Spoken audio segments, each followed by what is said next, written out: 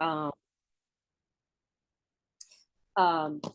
so there are a couple of things I want to preface. I'm going to show you a couple of images and I'll describe them. So at some point I'll have to share my screen. But what I want to talk with you about is evaluation, data collection, decolonizing the Black body. I want to thank Lisa Diane for introducing the topic last week.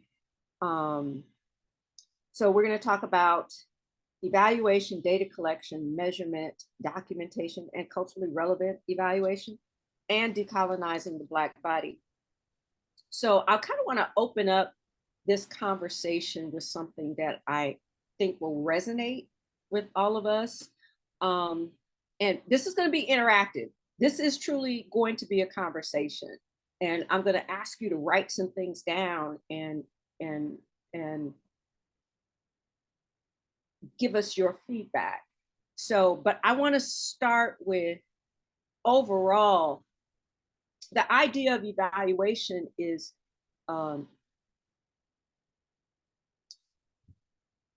reflecting on whatever it is you're trying to accomplish.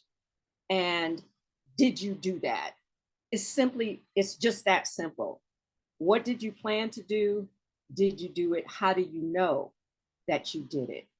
And that's based on the data and the evidence that you collect. And there can be multiple ways of collecting data. But also, as a researcher and an evaluator, data happens in,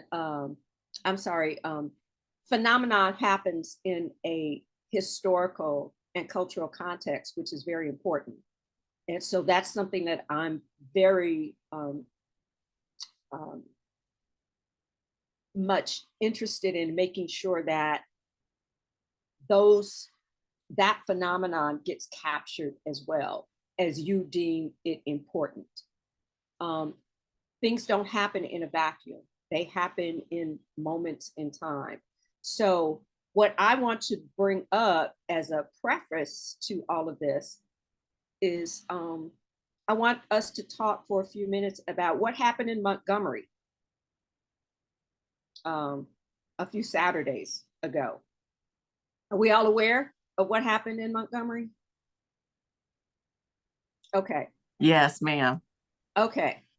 And please chime in. So, we get all our information or, tidbits and things from the internet. They call it the sweet tea party. The sweet tea party. Why is that?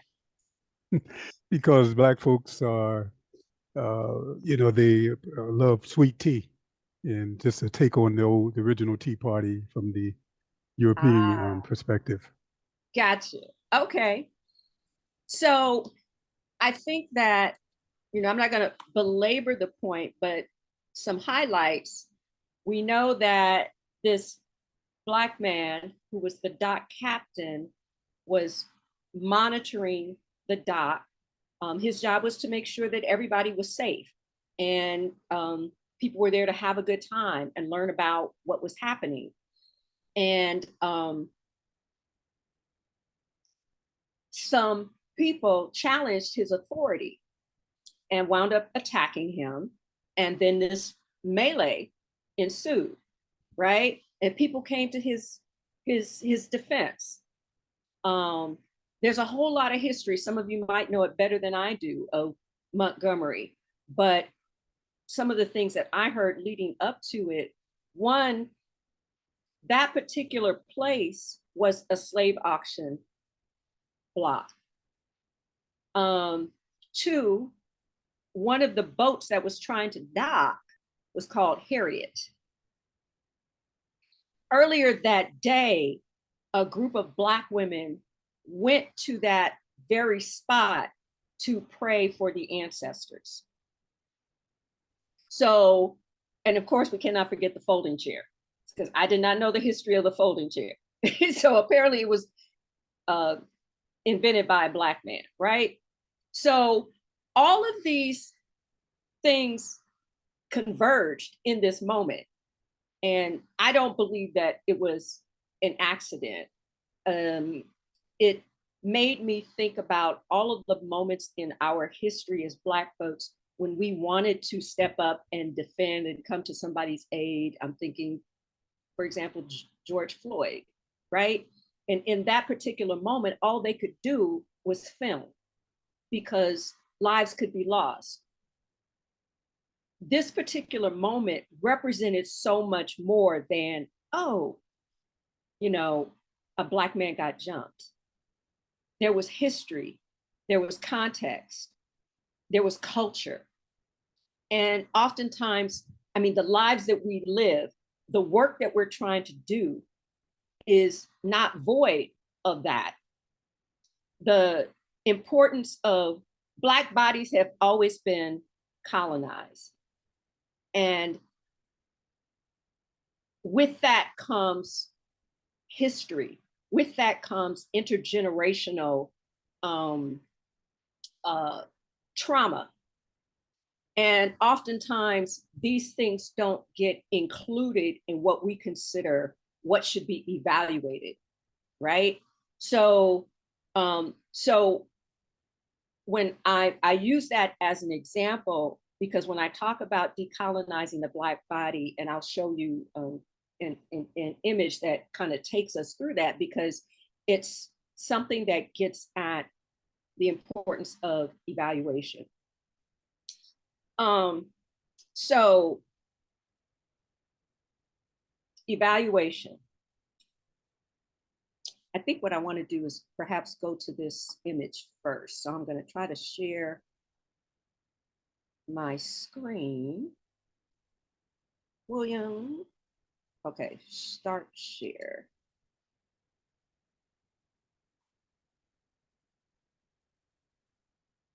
Okay. I need to share my screen.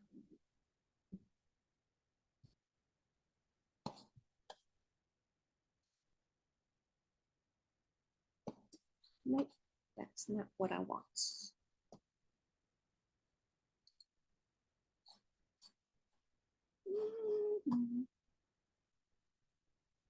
Get back to it. Start share. Okay, give me for a second so I can get to my screen and what I want to share. I have a lot of things open. I'm so sorry.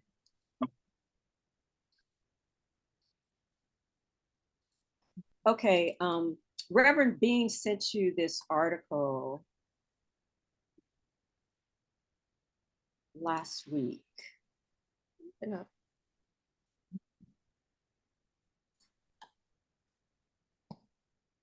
Okay. So now I think I can share my screen.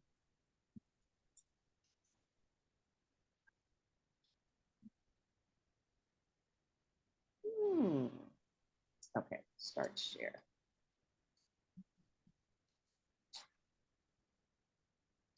Okay, this was an article that I wrote in 2010, and it was really something that allowed me to start pulling together all these things that I was learning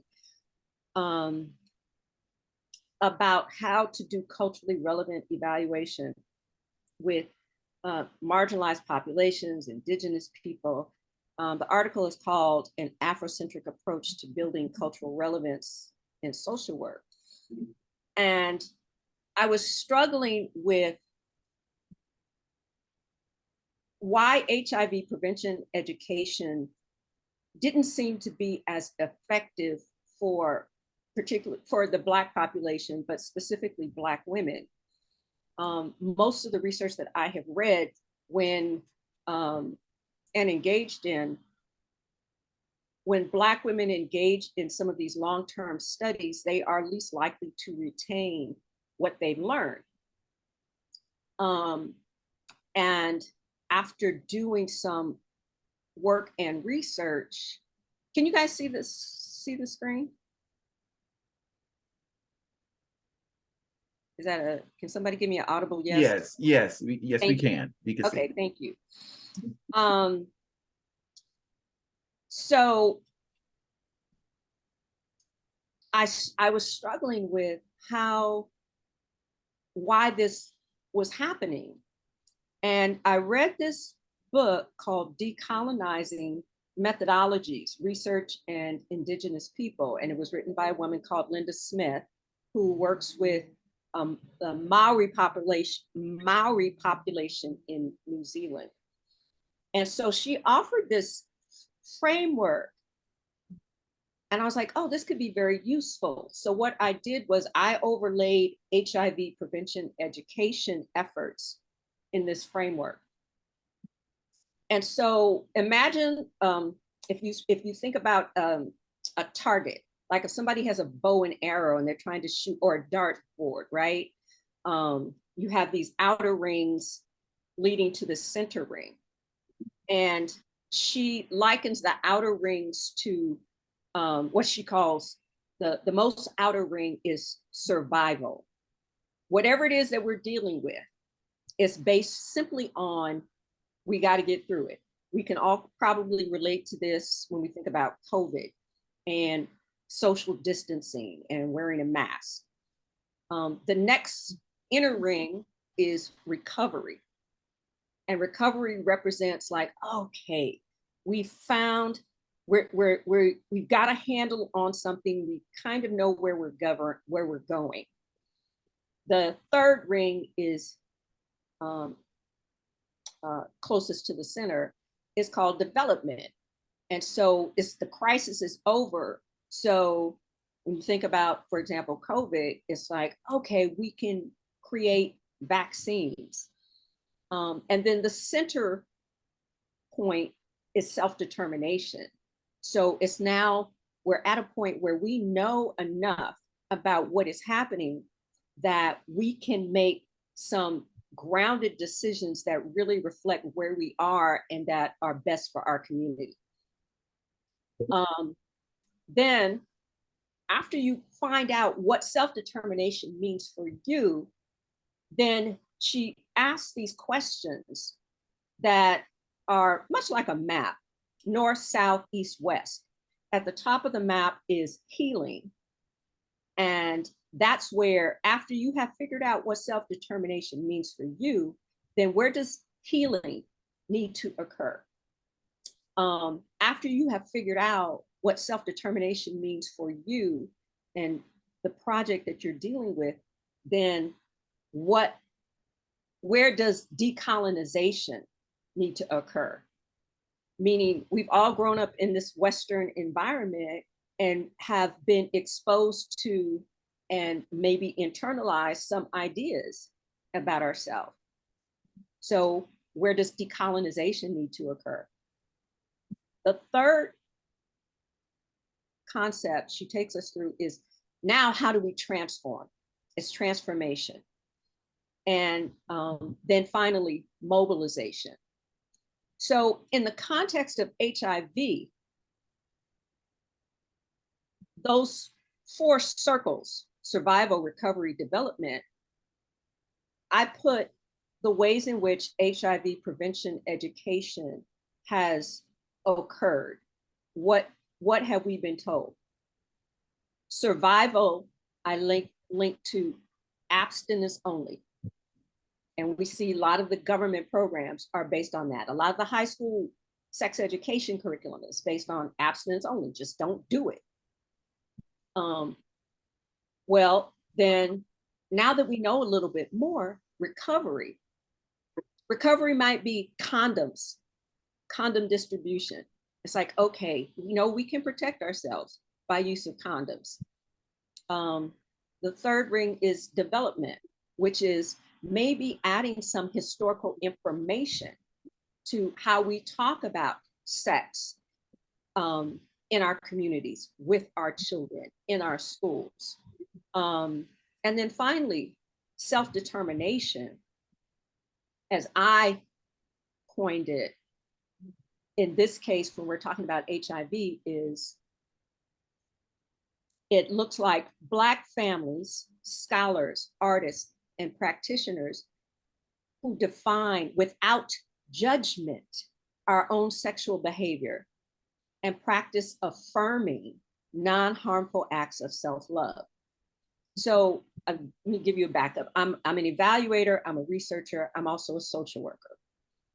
So self-determination was always important in terms of dealing with clients and dealing with programs, to be authentic in meeting the needs of the client. So now that we know self-determination involves self-love, practicing without judgment, defining our own sexual behavior, then you go back through those 4 points: healing, decolonization, transformation, mobilization. Well, when we talk about Black bodies, where does healing look like? Healing looks like we collectively look at our history as descendants of enslaved Africans and how that has shaped or misshaped our contemporary sexual beliefs and practices. The second frame is decolonization. Where have we been given these ideas about our bodies? Where do they show up in ways that prevent us from practicing affirming acts? They look like myths of oppression. They look like some of the language we get from churches, some of the language we get here living in the South, myths of oppression, things like, or in the community, unprotected sex equates to love. If you love me, we don't have to use a condom. Or myths of, or these tropes that we have typically heard about Black people, men and women, being more promiscuous. Then transformation, the third category. Okay, now, how do then we reclaim these myths and reconstruct realistic roles and relationships that make sense in the context of a demystified economic, social, and spiritual existence? Then finally, mobilization. How do we advocate for ourselves in program conceptualization, evaluation? I'm going to stop sharing my screen. The reason why I bring that up is we can think about the data in our programs and what we think is important, which should be collected, but also think about, so for example, some of you, I know one group, there's somebody here, I'm sure from that group, who is doing a podcast, right? And perhaps the goal is to increase awareness. And the question of, well, what does that look like? How do you know you have increased somebody's awareness? What would that look like to you? What would you need to collect to provide evidence that, yes, I have indeed increased somebody's awareness? The other part is, as I just took you through that map, is how do you also do no harm? How do you take into consideration cultural and historical antecedents that may be affecting your population? So my research on HIV prevention education with Black women, I just recently completed a study, and I was asking Black women not just about their sexual behavior or their sexual belief. Actually, the focus was really on mother-daughter sexual communication. So I asked several questions, but I also asked about, where do you get your messages, your sexual communication messages? What did your mother or your grandmother tell you? This is me trying to open up the aperture and getting them to discuss perhaps some of these cultural influences that may be important. So it's not just about what they're told, but where are you getting these messages from? These messages carry weight for you. They mean something to you. What ways have you been harmed by these messages? For example, perhaps I remember as a part of my own upbringing as a kid, I remember asking my mother something about sex. And she pointed me to the encyclopedias in our den. And my mother was a nurse. So I'm thinking, oh, okay, she can, she said, go read it. Maybe it was just that, okay, back in the day, our parents invested in Encyclopedia Britannica. It was the Google of our day. But what I discovered also in my research was that this was happening with a lot of women, that their mothers simply just did not talk about it. And I understand that it can be a difficult, challenging, painful experience, because Black women who were reared in the South and in other places didn't always have control over their bodies. And so widening the aperture in terms of understanding what the issues are surrounding your population, where has harm been done? Where does healing need to occur? What messages have they received that that perhaps have had some colonizing effects on how they decide to intervene with a population? And how do then we start to reclaim those messages and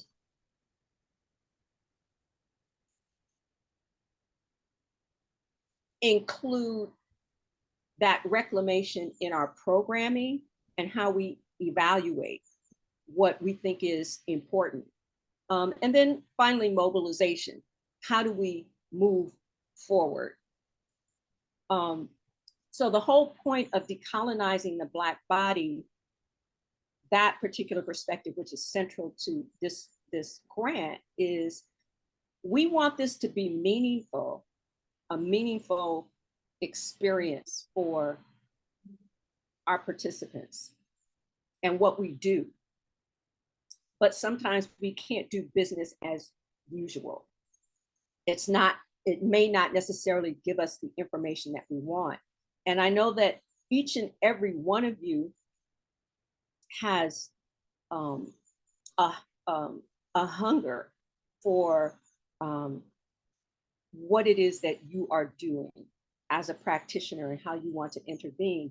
You have a mission statement, and what you collect in terms of data and information, what is meaningful, is embedded in that mission statement. And so I have found, typically as an evaluator, that oftentimes people abandon their mission statements for the sake of what the grantor is looking for. And it's not a zero-sum game. I want you to think about the cultural and historical issues that might be important to your population, as you also think about what is the data, what are the issues, the other issues that I also need to consider. So with that said, I'm going to get to straight up evaluation. So I'm going to open up this document, and William, I'm going to send this to you.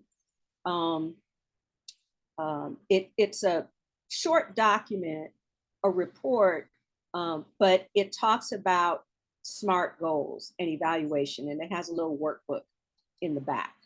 So let me open that up. And please, if you have questions, don't hesitate to it stop me. And Now, Dr. Sarita, is that a workbook you want me to send to them after the call is done? yes, Yes, okay. yes. And so I got this off the internet. SMART Goals, it's a guide. This is hot. So when you think about whatever is your overarching goal is, what you're trying to accomplish, this is something that you can use to make sure that you develop what we call SMART goals. So I'm just going to go through this. How to write SMART goals and what is a SMART goal? So it's an acronym for specific, measurable, achievable, relevant, and time bound. And, oh, wait a minute. I'm sorry, you guys can't see my screen, right?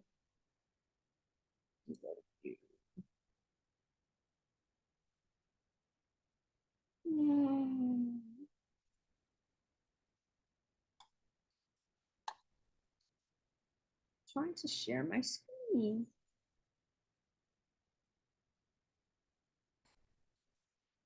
Let's see. Share, start share. Okay. My apologies. Okay, so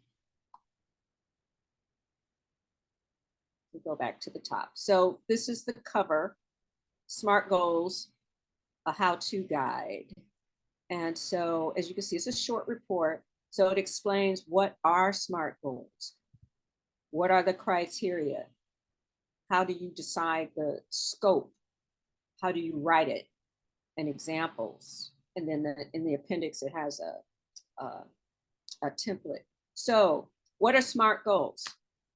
Statements of the important results you're working to accomplish, and designed in a way to foster clear and mutual understanding of what constitutes expected levels of performance and successful development.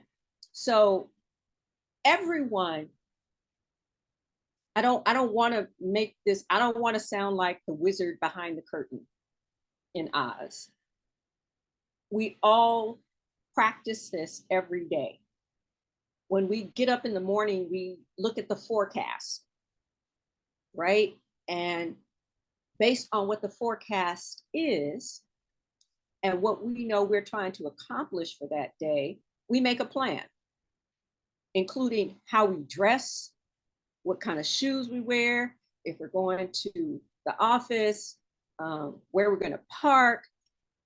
So we think about what we're trying to accomplish, what's our goal for the day, then what are the things that we need to do to make it happen? And we think about that in very concrete terms. So as you think about what is the goal for my program, what will be accomplished? You have to think about it very specifically in terms of, I want to increase people's awareness of HIV. Okay.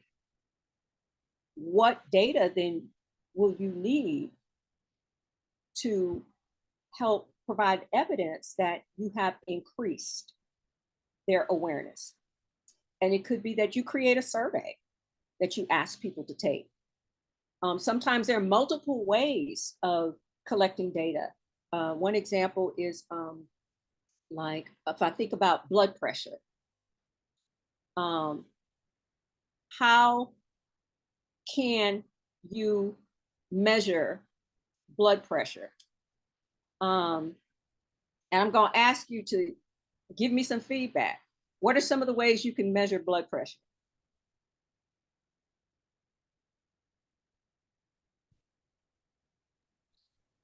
It's using a blood pressure cuff.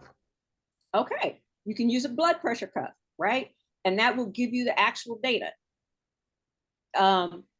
Assuming if you are not in a place where you have one, you might be able to ask somebody like perhaps how they're feeling. And there's some certain symptoms that might indicate if somebody's blood pressure is high? Headaches. Headaches. Okay. People who know their bodies know when their blood pressure is up. You pay attention to your body. Mm-hmm. You know your blood pressure is up. Okay. Thank you. So there are multiple ways of collecting data. You just have to be specific about it, and use what makes sense for you in your situation. The things which I'll get to in a moment are reliability and validity, because that's what we want to know, that whatever we use, that it's a reliable measure. And of course, a cuff is probably the most reliable in a situation, but asking somebody how they feel, like you said, if you're aware of your body, then it gives you enough information to perhaps say, to direct them to something else. It's like, oh, so maybe we just need to actually put a cuff on you to see what your actual blood pressure is. So there are, the thing I'm trying to get you to think about is like, based on your goal and what you're trying to accomplish, you need to be able to think about the data that you need to collect that will let you know that, yes, this information is getting me what I need, and I need to make sure that it's also the most reliable and accurate that I can provide. The M in SMART is measurable, which is what I just talked about. So what is the data that you will use to measure the goal? The A is achievable. So in other words, can you do this? Do you have the necessary skills and resources to accomplish it? So let's say you were actually measuring people's blood pressure, and depending on how many people you're trying to target, the best resource for you might be to actually get a blood pressure cuff. The R in SMART speaks to relevance. Does this goal align with the broader goal? And why is the result important? So each of you have different target audiences that you're working with. So in thinking about what is the broader goal, and then making sure that what you're doing is really in alignment with that. And then finally, it's the T in SMART criteria is time bound. So it should have some beginning and ending. So in a certain amount of time, we want to increase the awareness of a certain population about HIV in Atlanta. So you're thinking about all of these things as you think about your goal. So the booklet itself, it takes you through these steps of, how do I decide what is right? Where do you start? How do you start thinking about what you're going to accomplish?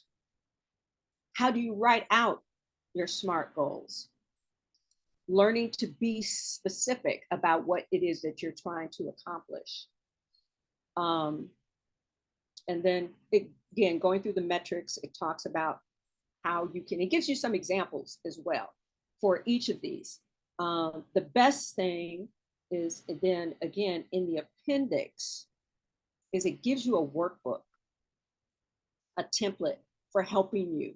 So what I'm hoping that each of you is able to take what you have conceptualized and then use this template for writing your goals, to make sure that they are specific, they are measurable, they are achievable, they are relevant, and that they have some time boundaries. And also, like I said, including in that your what we talked about previously, which was how do you make sure that you're also doing that, you are considering culturally relevant issues. One thing I will tell you, for example, in the research that I'm doing right now and talking to these women about sexual communication, one of the questions that I asked had to do with, because they all had to be living or working in Fulton County, which has one of the highest HIV rates in the state of Georgia. And I wanted to know how these historical antecedents, what their grandmothers and mothers experienced related to enslavement and Jim Crow, affected their communication. And it is so still currently relevant, where these women shared stories about things that their grandmothers or mothers did or did not say to them. And a lot of times they didn't say anything because they didn't want to rush their development. They felt like, oh, if I tell you this, you'll be perceived as fast or promiscuous. And they were trying to protect their innocence. And that gave me insight as to how, when I write up my findings, and my hope is to share this and incorporate this in HIV prevention education curricula, so that we can really get to specific issues that affect Black women and the colonization of the Black female body that is not currently addressed. So I think those that, in addition to what it is you're trying to accomplish with your projects, that is very important for you also to be mindful, reflective of culture and history with your particular population, and how there might be questions that you need to add to what you're doing so that you can capture things that really make sense to your participants, to folks in the Black community. There may be some people who disagree, but I don't think the current HIV prevention education curricula really addresses the specific phenomenon and experiences that Black people have gone through. And you have an opportunity with this grant to add to the body of knowledge. So that's all I have. Well, thank you, Dr. Sarita. That was very informative, and we've had many discussions about much of what you're speaking to, decolonizing the Black body, which is, it sounds simple, but it's very complex, and particularly when you have to apply it to our lives and then to programs.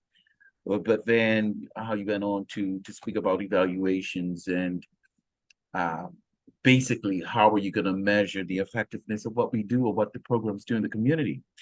And so I'm going to open it up for questions and discussions. Of course, I'll be reading notes. If you don't wish to speak live, you can just drop whatever observations you have in the chat. But I'll start it off by throwing this out, Dr. Sarita. Thank you for contextualizing it, bringing Alabama into it, and really thinking about what we do from a historical, contextual perspective. And we always have to consider our culture as we develop these programs. And then on that wonderful diagram that you had the four circles that kind of jumped out at me. One was healing. Number two was decolonizing the Black body. Third was transformation, and then mobilization. But I just want to jump to decolonizing the Black body.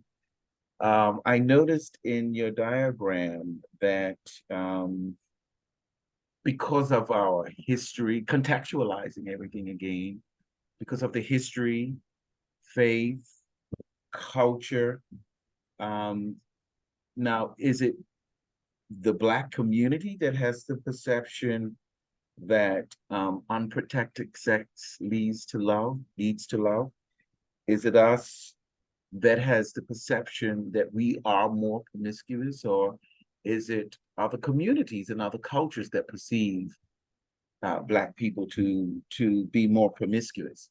And then finally, when you kind of contextualize it for us, you refer to women, but the perception is that Black women are like Jezebel, which is a biblical context.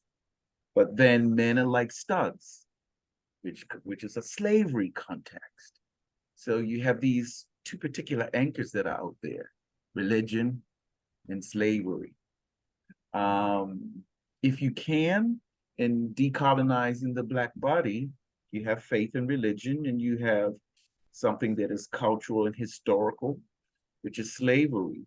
How do we go about decolonizing the Black body? What does that look like? What kind of discussions do we have?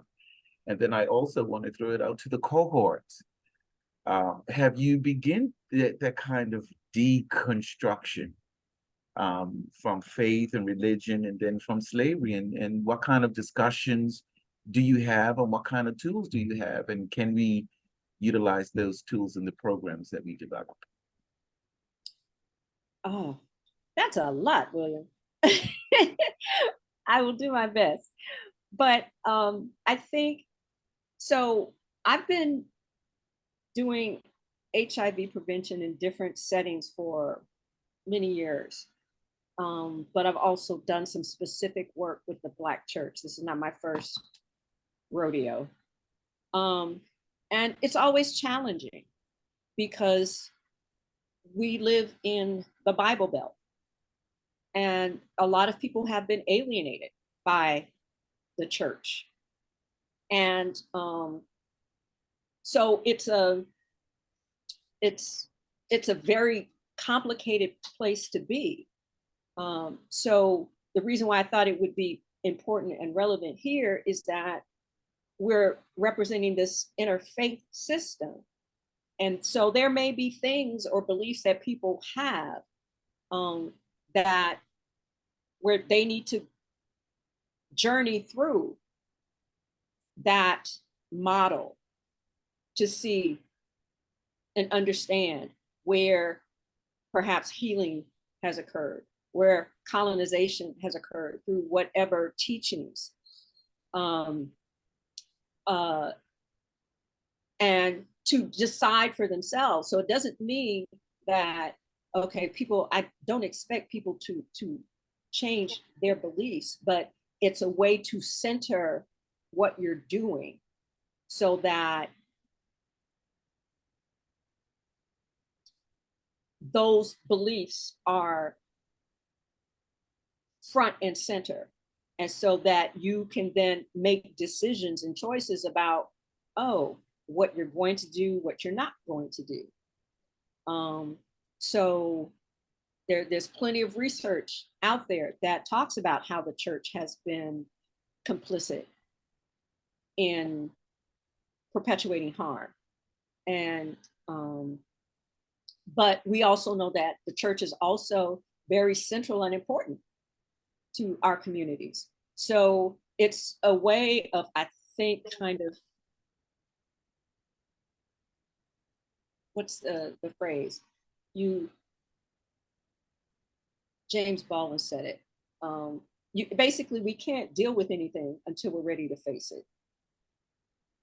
And so it's a way of helping to highlight those things in a way that we can show how or identify if it shows up in your intervention. And if so, how do you want to address it? Or at least it'll make you more aware that it's present. So it really is, it's not meant to be, it's meant to be something that helps really center your intervention, what you're trying to do in the lived experiences of the people that you're working with. I don't know if I've answered all of your questions, but I'm interested in what the cohort has to say.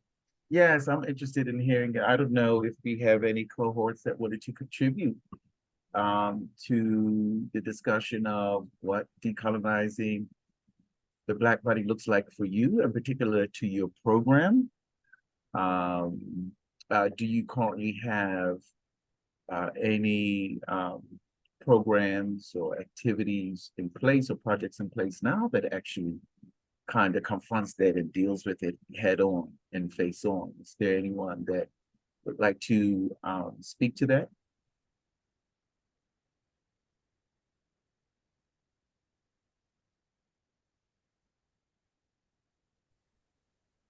Can you hear me, Minister Bean?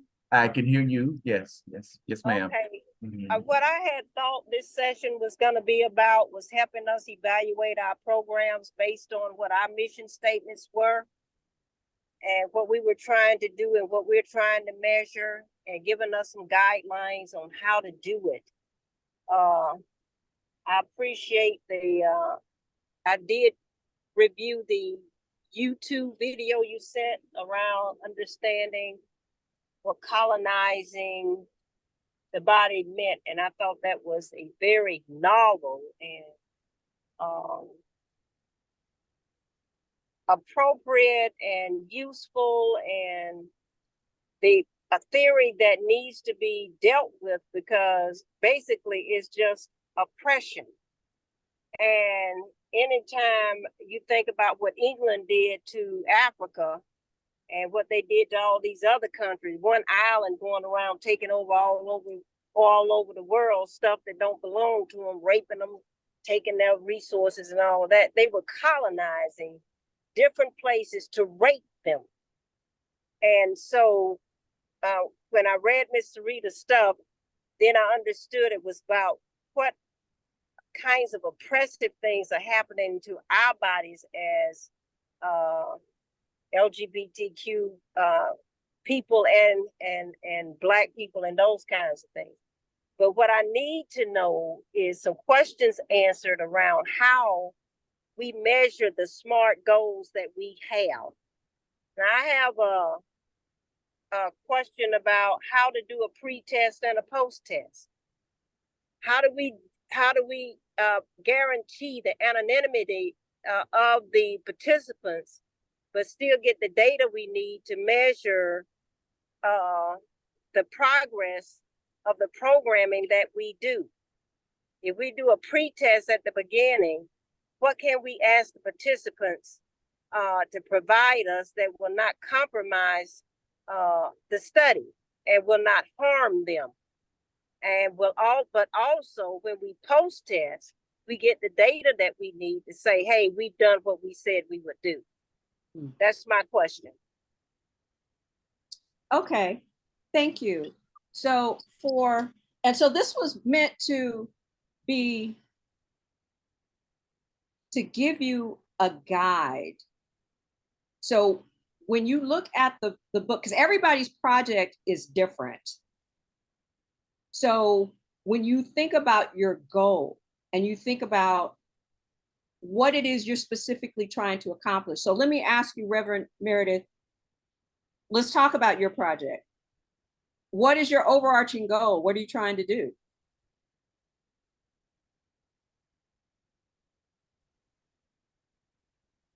Oh, I think she's frozen.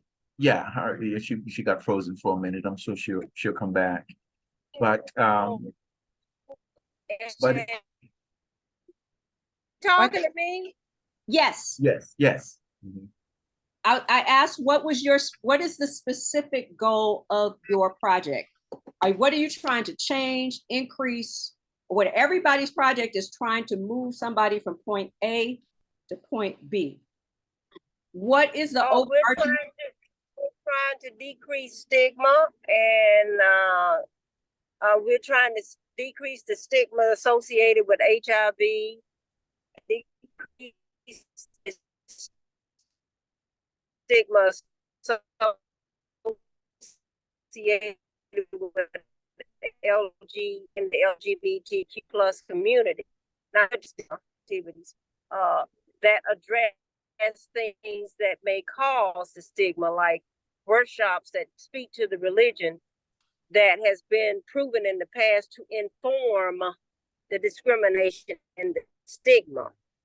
And we wanted to test the potential for to the I'm sorry, Ms. Meredith, but yeah, you're their failing. feelings of being colonized, their feelings of being discriminated against. Did we reduce that stigma? Okay, so your target population are LGBTQ, members of the LGBTQ community, right? That's correct. Okay, so in identifying that goal, what is important, because and your pre and post test speaks to that. So anytime you're trying to change something, it means you have to do a baseline, of course. So a pre-test and a post-test is appropriate. The issue becomes how do you measure stigma? Are there existing measures out there that speak to stigma? So what we'll be measuring is sentiment. We'll be measuring their sentiment. So we ask questions that's associated with sentiment. And if that sentiment either changes or remains the same, hopefully it doesn't remain the same. The sentiment changes. So we ask you from the beginning, what do you believe? How did you come to feel the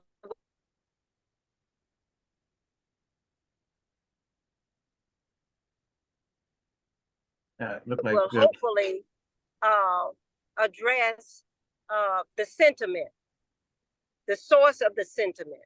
Is it religion? Is it government? Is it your family? Is it society? What's the source of you feeling bad about who you are? Where does it come from? And do you feel that way? Are you a gay person that feel like you're being oppressed? That's a sentiment. We're asking that question. And okay. if you come into the workshop feeling, hey, I feel bad about who I am because my preacher's up in the pulpit preaching that I'm a piece of crap. At the end of the workshop, if they don't feel better and they tell us they feel better because we ask them about their sentiment, that measure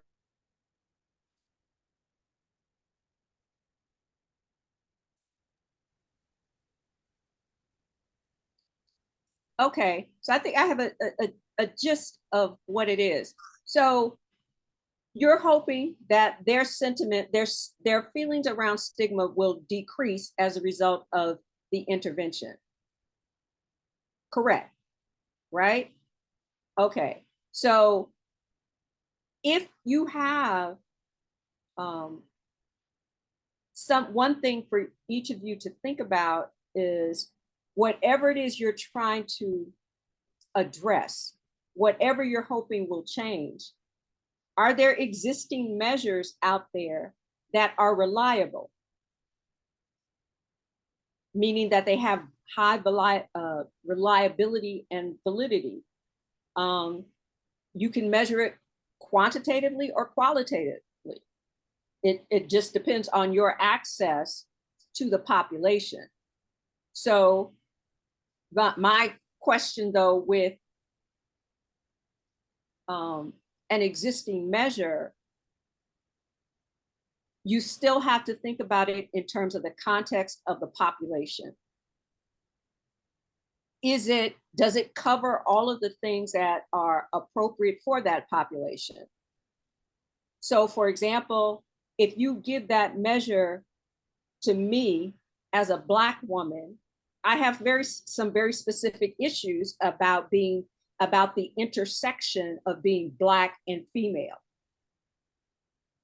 Does the measure cover those cultural, historical, lived experiences of people? Because you may need to add additional questions for that. So that's why I grounded or prefaced this conversation in cultural and historical significance, because there may be some highly rated measures out there, but they may not get to the specific issues of your population. And that's what I want you to consider in this. So they can be reliable, they can be valid, but do they cover all of the aspects that stigma might encompass for the LGBTQ community?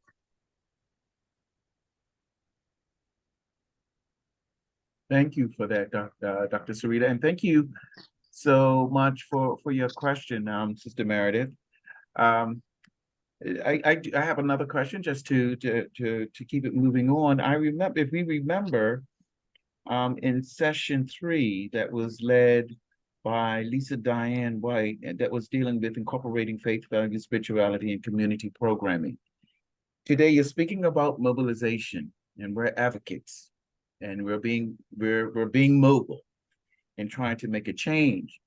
And then some of the cohorts spoke of some of their approaches in this mobilization. Some spoke of that they would, I remember Brother Dennis Meredith spoke about approaching it from a clinical perspective, and it does not necessarily have to be from a spiritual perspective. I know there's a cohort that is dealing with it from a mental health perspective. There's one of the cohorts that's dealing with it from the greatest commandment perspective. There is spirituality. There's a cohort that decided that they will deal with it from a cultural, community, statistical perspective and educating their immediate community. And then, of course, there's an approach in this whole mobilization. It's all different. One of the cohorts spoke about the LGBTQ community in this portion of mobilization. And so I wanted to open it up to you, and we're going to wrap it up. We're getting to that hour at this point, and I open it up to the cohorts as well, because most of you had different perspectives. And of course, Sister White, if you want to jump in again, because you kind of led that charge and we came up with the cohorts, articulated their different approaches that they would have in the community. And so how do you see decolonizing the Black body, understanding our goals, and then for all of us, we'll have different approaches in our communities. And I was just wondering if anyone or Dr. Sarita, as we begin this mobilization and we understand our program, just tie in for us when we have this spearheaded approach for our community. Just tie it all in for us, or is there anyone, or Sister White, if you can just jump in, please. What does it mean to really understand what form of communication we're going to have in our community, and understanding the goals that we have? How does it all just tie in for us? If someone can just wrap it up in a nice, neat bow for us, if you can.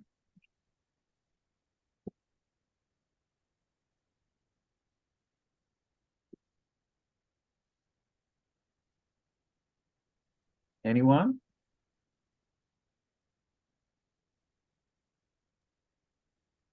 I think I would need to, see a little bit more to be able to kind of jump in, because I'm not sure people are, measuring stigma of people who are already living with HIV. Are they measuring stigma in general?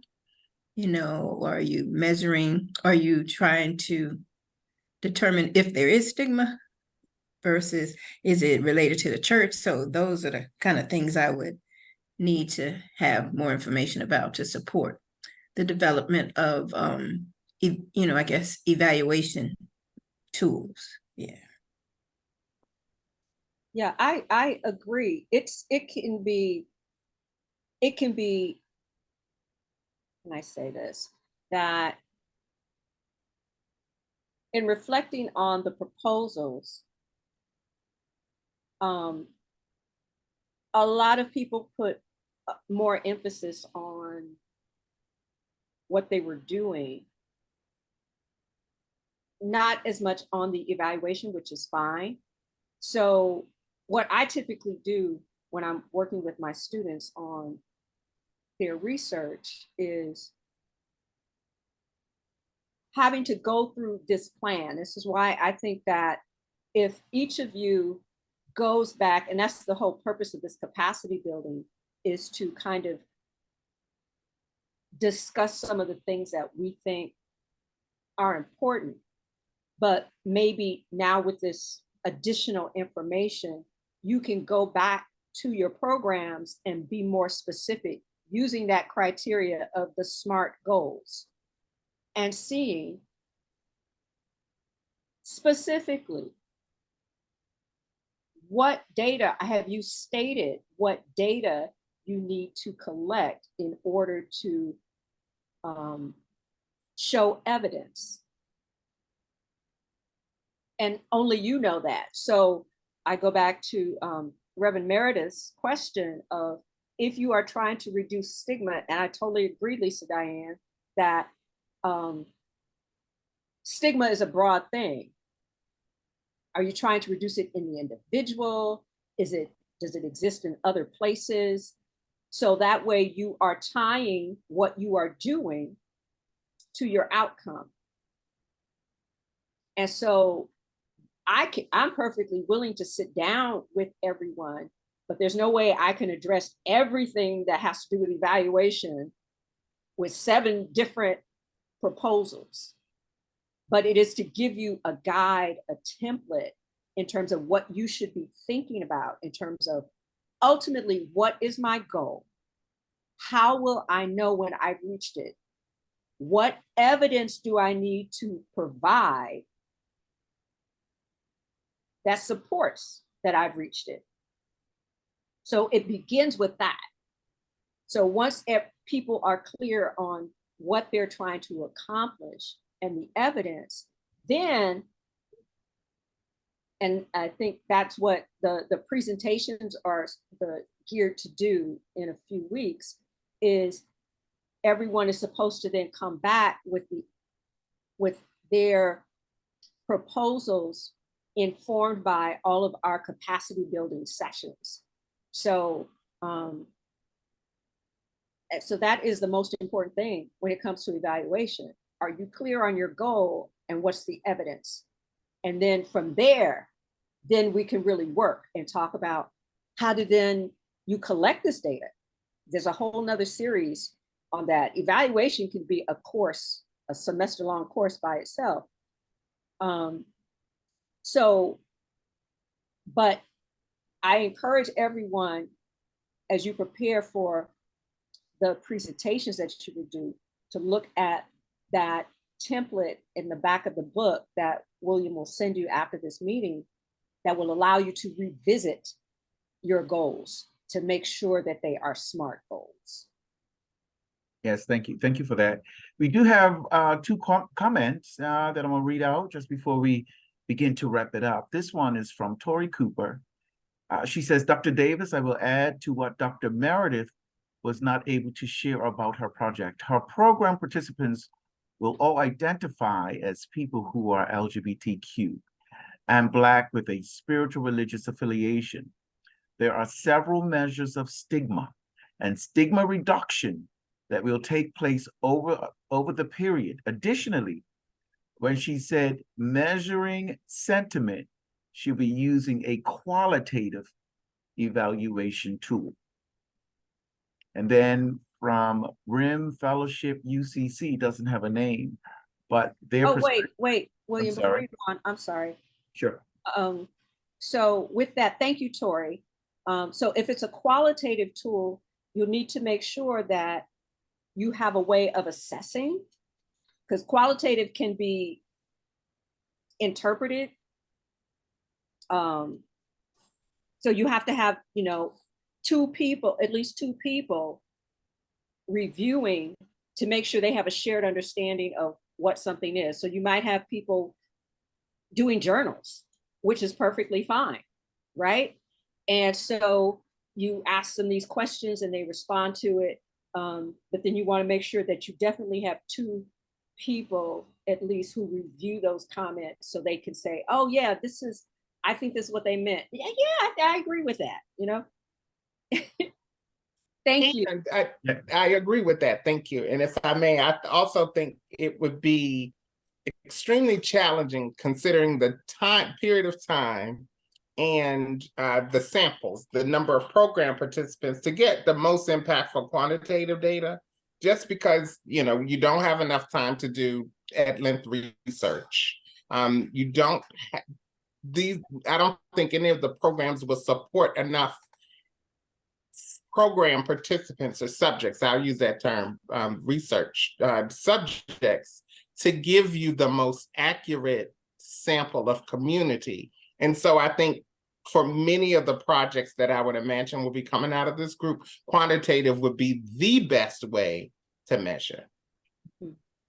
Particularly when you're talking about stigma, because, you know, stigma, are you saying versus, and it's a trigger warning here, if someone didn't kill themselves over the 9 months, does that mean they felt less stigma than someone who didn't attempt to kill themselves? You know, so there's a very, very interesting thing there.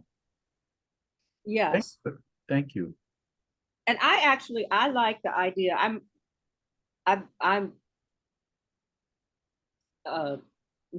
not methodologically faithful. I do quantitative and qualitative. But the words are very important because they get to context, which is really important. I think you can get a lot of rich information, you know, from that. But it is just, again, being very clear. And I love the idea of, and I'm not sure if that's what you were saying, that you're going to do journaling, but journaling is a wonderful, and actually, I would encourage you to also consider photo voice to add to that. So people can take pictures using their cell phones of, like, at the pre-test, you know, at the beginning, at the baseline, how they felt, and then maybe at the post-test, and they caption each of those things and have a conversation. So that's a wonderful way to kind of contextualize people's environment and what they're experiencing in the moment. Thank you. We have another question. It's from Bishop Sonia. She wants to know, is it okay to only approach the conversation of stigma from a spiritual perspective, considering our project is specifically geared towards removing stigma in African-American affirming church spaces? We are focusing on those living with and without HIV and AIDS. And I forgot to add those to the LGBT who identify as LGBTQI. Yes. Dr. Sarita? I couldn't understand the question. Well, you were breaking up a little bit, Bishop, but I saw where there was something else that you sent. I think the initial question was, is it okay to only approach the conversation of stigma from a spiritual perspective? But then there was something else you offered. I would offer that people living with HIV and AIDS in affirming church spaces may face an entirely different kind of stigma as opposed to people without an HIV diagnosis. The most effective programs will address those differences. For instance, someone may be living with HIV, but not a member of the LGBTQ community. Someone may be living with HIV and LGBTQ, different damnations there. And she didn't laugh out loud. So basically that was Corey's response to my question, that second point. Okay. But my question was, I got confused when we were talking about in which perspective to address the conversation. And so I wanted to know, we were addressing it specifically for those African American individuals in faith-based affirming churches who do identify as LGBTQI. Can we only address it from a faith perspective, or are you requiring that we also include other perspectives? Yeah, Bishop, we got a portion of that, but if you don't mind typing it in, because you were breaking up a bit, and I want to be sure that we answer your question specifically. And thank you for pointing out, and thank you, Tori, because yes, that was your response to Bishop Sonia's question. So thank you. As Bishop Sonia is typing her question, Lisa Diane White made a comment. Bishop Sonia, you may not be able to remove stigma, but you can talk openly about HIV to help normalize the subject. Your program may also provide opportunities to correct misconceptions and help others learn more about HIV. Thank you, Lisa, for that question. Did you want to add to that? And I felt that she was talking about that from a spiritual perspective. And so that is the opportunity when you can start looking at that decolonization from the conversations that we had about what are some of the isms and issues that we have in our churches. And so since you're talking about an affirming community, you can begin to start there in terms of, are we in agreement about what we think is affirming? And then when we look at affirming, then we can begin to talk about what are people's perceptions and conversations. You can do that stigma scale to help measure, since you're talking about people who might be LGBTQ, you may or may not know what their HIV status is. And so you are going to begin these conversations talking about HIV.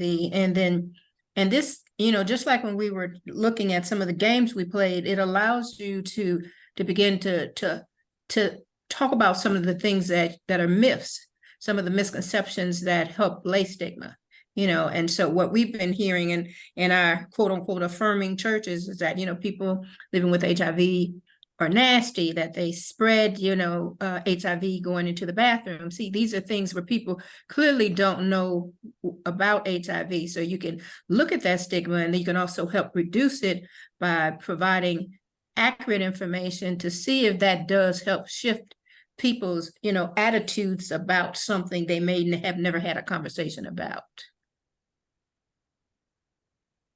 Thank you for that contribution. Okay, so the hour is winding up. It's 7:23. We're gonna be sure to end on time, but I do want to leave it open. Is there one more question or observation that someone may have? And Dr. Sarita, do you have any closing remarks for us, or something that you want us to remember as we leave this call and as we continue to work on our programs? One thing, there's no, well, that sounds absolute, right or wrong way to evaluate. It really is just making sure that you are clear on your goal. You know what you're going in to accomplish, and you're being able to articulate what would be evidence of that and how you would go about collecting it. And there are myriad ways in which you could collect it. So using that template in the book that Reverend Bean is going to send you after this conversation will take you through that. So you will be able to go back and look at what you submitted to see if you can indeed measure this in a way, particularly in a way that does not create a burden for you. A lot of times people get very discouraged by the data collection side of evaluation. I've realized over the years, a lot of people collect data that they don't, that they can use to help them evaluate, and they don't realize it, right? So we can definitely talk about that, and I can be in a better place to help each of you navigate that if I have a better understanding of how your SMART goals look. Thank you, Dr. Sarita. Is there any last observations or questions that any of us may have? Yay, nay? All right. So we have for our next session is going to be next Tuesday, August 29th. And the subject for that is going to be virtual again. The subject for that is program sustainability and resource development. Program sustainability and resource development that will be led by none other than Omi Pennick. And most of you know that she's the director of this program and leading the charge. As a reminder, we have our presentations are coming up, which is going to be fun, and we're looking forward to it. The first Monday for presentations is going to be Monday, September the 11th, and it's going to be from 1 to 4 presentations. We will be sending out notices as to who the groups are, and then the following Monday, September the 18th, it'll be the remainder of the cohorts making their presentations. We're going to ask if you can, certainly if you are presenting on that day, we would like for all persons to be present, and so we can see all of the presentations, and as people are working hard towards their programs, if you can make both weeks, that would be lovely as well. So we're looking forward to it. And then immediately after that, once the programs are in order, we will dispense the grant money, and then we are off and running. Anybody that has any questions about today's subject, Dr. Sarita is available. I'll be sending out that information this evening, immediately after this call. And then she also has some information with regards to SMART goals, what that looks like, and there's a workbook available to you. Feel free to reach out to her at any particular time. You can reach out to Omi, or you can reach out to myself. And we can have a discussion. I will share as much as I know, and if you have questions that we can kind of figure out together, I'm really good at hearing what your questions are, and then getting in contact with the necessary persons in order to get you the answers that you're looking for. And remember, we have Lisa Diane White that made at least 2 presentations, and she is also available. So if you have any questions, make sure that you send them to me, and I'll find the appropriate person that we can speak to. Yeah? Any questions with regards to that? So as we're about to close out, would anybody like to close us out in prayer?